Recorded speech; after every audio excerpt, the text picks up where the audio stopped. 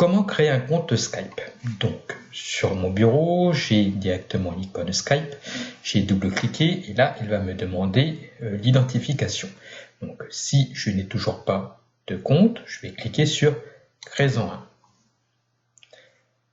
Donc, soit je peux le créer à partir de mon numéro de téléphone, ou alors, je vais dire plutôt, depuis mon adresse mail. Donc, je mets mon adresse mail. Suivant. Je vais mettre un mot de passe.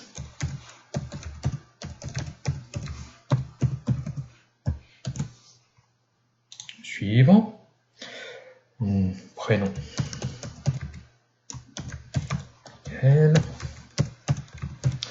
André. Suivant. Je peux mettre donc là ma date de naissance.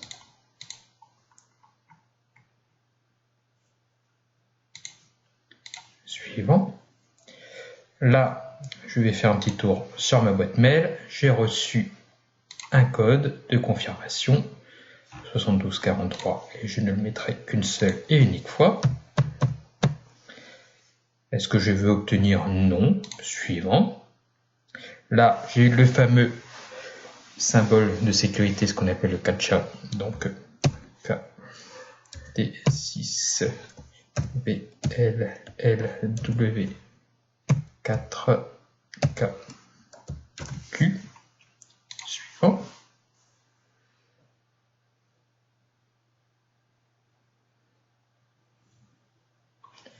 Est-ce que je veux ajouter une photo? Non. Là, je teste en fait mon micro.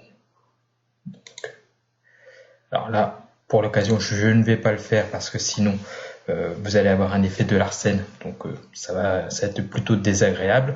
Mais voilà, en fait, ici, j'ai simplement à sélectionner le micro par défaut sur mon ordinateur. Je vais régler également le haut-parleur. Je peux faire des tests audio. Voilà, je continue. La caméra. Ben voilà. Donc là, je me trouve. Je peux même m'amuser à flouter en arrière-plan. Voilà, je continue. Je fais OK.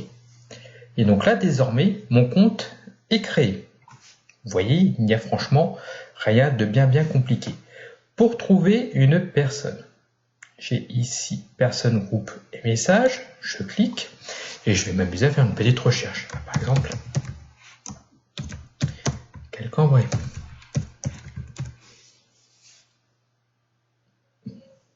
Voilà. Donc ça, je sais que c'est mon compte. Je le sélectionne.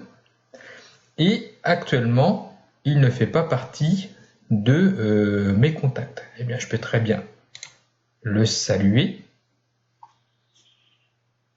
Je peux même m'amuser à taper un petit message. Peux-tu faire une conversation ?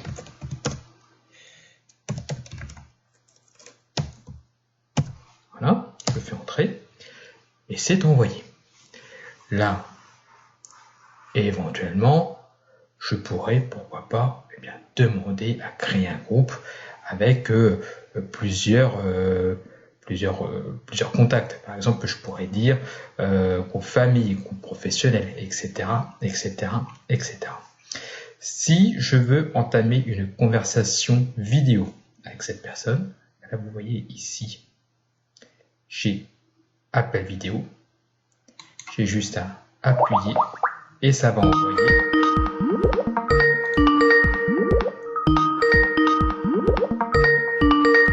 Voilà. Mais si j'étais en fait en ligne, eh bien, j'ai juste à décrocher en fait. Et là, on peut entamer une conversation audio et vidéo. Donc vous voyez, rien de bien compliqué au niveau de Skype. Je dirais que pour vous, le plus dur, ça va être de, créer votre compte et après faire la recherche directement au niveau de vos amis. Alors, comment sait-on si la personne est ou non en fait en ligne? Mais vous voyez, là ici actuellement, je vois un petit point vert qui signifie que moi je suis en ligne. Donc, par exemple, moi de l'autre côté, je vois le profil. Si jamais ici j'avais un petit point vert qui apparaissait ici, ben ça signifierait simplement que je suis effectivement disponible. Donc je peux éventuellement entamer une conversation. Si je ne veux pas être dérangé, j'ai juste à cliquer et dire ne pas déranger. Voilà. Donc grosso modo, c'est que mon interlocuteur verra que moi actuellement je ne suis pas forcément disponible. Au niveau du chat, bah, c'est pareil en fait que pour Facebook. Vous voyez, là on a pu entamer un appel vidéo, mais rien ne m'empêche éventuellement d'ajouter des fichiers, etc., etc. Voilà, donc rien de bien compliqué au niveau de Skype. Si par exemple vous avez déjà un compte chez Outlook, pas besoin de recréer un compte parce que par défaut vous avez déjà en fait votre compte Skype. Il vous suffira simplement de vous identifier. En fait, il faut savoir une chose, c'est que Skype appartient à Microsoft. Si par contre vous êtes plutôt des adeptes de de Google, voilà. Si je reviens sur Google, là j'ai Gmail. Et regardez ici dans mes petites applications, j'ai juste à descendre. Et là vous voyez j'ai exactement la même chose chez Hangouts. Donc voilà, Hangouts, ça va être la même chose en fait. Je peux chercher, faire une nouvelle conversation, aller chercher d'autres personnes. Et donc là, je peux passer un appel vidéo ou alors rédiger directement un message. Voilà pour la visioconférence. Sincèrement, rien de bien compliqué. Juste une petite aparté. Si vous avez un ordinateur de marque Asus qui était auparavant sous Windows 7 et entre-temps, vous avez fait la mise à jour, vous êtes passé sous Windows 10, il y a peut-être des chances que quand vous faites une visioconférence, vous vous retrouviez avec la tête en bas. C'est purement et simplement parce que ok, votre ordinateur s'est peut-être mis à jour, mais pas forcément les composants. Donc le composant au niveau de la webcam, auparavant si vous faisiez une visioconférence sous Windows 7 et que ça fonctionnait parfaitement, que sous Windows 10 vous vous retrouvez avec la tête en bas, malheureusement c'est un peu normal, c'est que le pilote de votre webcam n'est pas forcément entièrement compatible. Donc là il y aura ce petit désagrément. Voilà.